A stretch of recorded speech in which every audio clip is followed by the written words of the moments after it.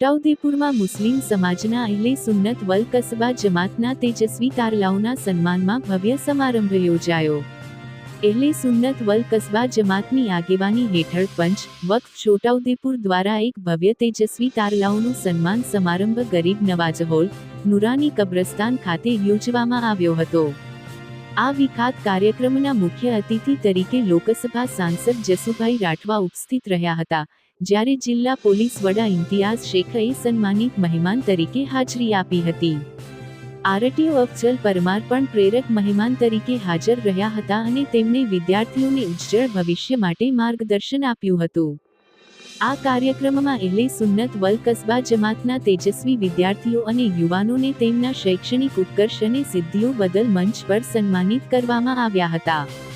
વિશેષ રૂપે છોટાઉદેપુર જામા મસ્જિદના પ્રમુખ હાશમી સમીરાડા સાહેબ તેમજ પીરજાદા ગુલામ રસૂલ સાહેબેને સૈયદ સાદાત તથા કસબા જમાતના મુસ્લિમ વડીલો પણ ઉપસ્થિત રહ્યા હતા અને કાર્યક્રમને આશીર્વાદ આપ્યો હતો।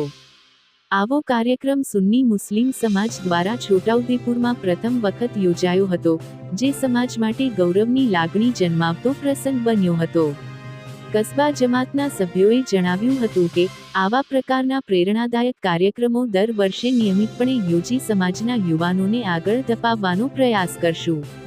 કાર્યક્રમની સફળતા પાછળ કસબા જમાતના સભ્યોનો ઉમદા સહયોગ રહ્યો હતો અને અંતે તમામ મહેમાનો તથા આમંત્રિતોનો હૃદયપૂર્વક આભાર વ્યક્ત કરવામાં આવ્યો હતો।